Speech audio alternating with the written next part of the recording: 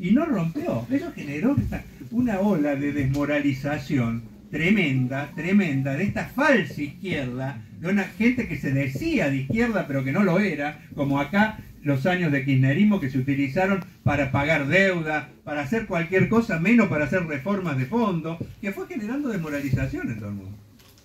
Y hay que entender que esa desmoralización es la que le empezó a abrir la puerta a la ultraderecha, porque, miren, cuando surgieron estas expresiones de izquierda, o de una centroizquierda, o de una izquierda reformista, en general, era porque se habían hundido los viejos partidos. Acá en 2001 desmoronó a los viejos partidos. Eso fue lo que pasó en todo el mundo. La gente ya no creyó en lo viejo. Le dio un voto de confianza a estas expresiones. La desmoralización con estas expresiones creó una situación tremenda en la gente, que ya no sabía para dónde ir. La derecha, la ultraderecha, muy hábilmente trabajó esa situación. La trabajó incluso a través de las redes sociales. O sea, nada de lo que pasa es una cosa que pasa porque sí. Tiene que ver con la desmoralización de la gente en lo que había creído y que al final se demostró que era lo mismo de siempre, una cosa que no llevó a ningún cambio de fondo. Y eso es lo que le ha empezado a abrir el camino a la ultraderecha. Es la desmoralización de la gente que ya no cree en nada. Y ojo, tiene elementos para no creer en nada, porque apostó con uno, con otro, con lo otro, y ninguno le solucionó los problemas, sino que cada vez las mentiras y mentiras incluso generaron una situación tremenda, porque a tal grado la gente empezó a descreer de todo, que ni siquiera la gente cree en cosas esenciales, ¿eh?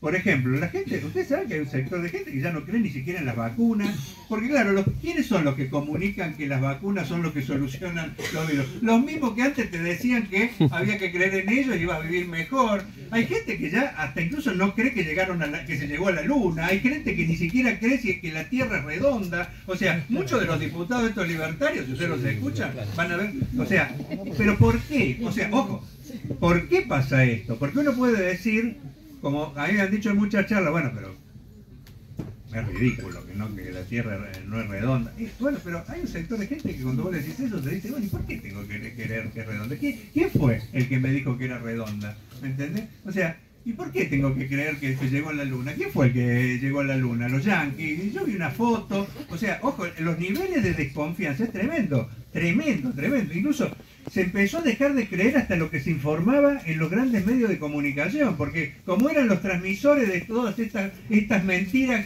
de que conmigo vas a estar bien, etcétera, y por eso crecieron las redes sociales, y a través de las redes sociales empezó a circular cualquier cosa, cualquier mentira, fake news. Ahora, y hubo un sector que dice, ¿por qué? ¿Por qué tengo que creerle a este y no le creo a este? O sea, hay que pensar, ojo, por supuesto, la ultraderecha armó discursos facilistas. En Europa a vos te falta el trabajo porque está lleno de negros que vienen desde África que te quitan el trabajo, cosa que es mentira completamente. Porque si se llegaran a ir todos los extranjeros de Europa, habría miles de empleos que ni siquiera se podrían cubrir. En Estados Unidos es lo mismo. Si ustedes van a Nueva York, por ejemplo, sin saber nada de inglés, se van a dar cuenta que pueden estar perfectamente, porque cada negocio que entran van a encontrar un latinoamericano, que es el que labura y que hace lo peor el laburo. Pero el discurso de que lo que te falta a vos, a los nativos, que es el discurso de la ultraderecha, al que es francés y que viene, ¿no es cierto?, de 20 generaciones, no, tenés problemas porque seguramente un extranjero es el que te agarró, ¿no es cierto?, y te quitó el empleo. Tenés problemas porque todos los gobiernos son débiles para atacar el tema de la seguridad. O sea, decir, danos a nosotros. O sea, la seguridad no es el problema del hambre y la miseria que llegó a todos los países, porque eso, la crisis esta ha hecho que no haya ningún país que no tenga desocupación, hambre y miseria. Antes lo conocíamos solamente los países del famoso tercer mundo, eso. Hoy vos vas a Estados Unidos y encontrás más gente viviendo en la calle que en Argentina. O vas a Europa y pasa exactamente lo mismo. Y hay cualquier cantidad de gente que no puede alquilar y termina en la calle porque los alquileres son altísimos. O sea, la crisis se mundializó. Ahora, pero eso hizo que estos tipos encontraran un discurso. No es por las políticas del capitalismo, porque nosotros hay un grupo de tipos que se lleva toda la guita, no distribuye absolutamente nada, no, es porque los extranjeros son los que te están robando el empleo. Cuando todos se demuestran con las estadísticas que los extranjeros nunca pasan del 4% en los países, ¿entiendes? O sea, que es un verso, pero eso entra en la cabeza de un sector.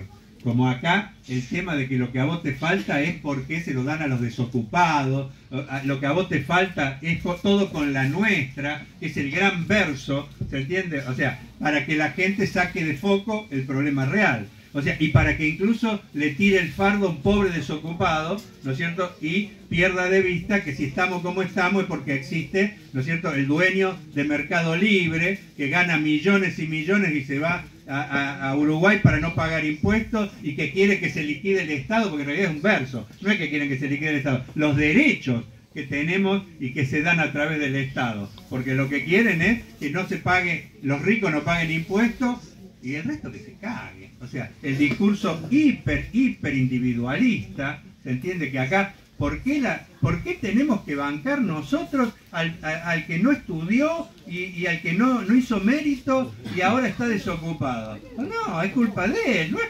culpa nuestra. ¿Qué tiene que ver el Estado?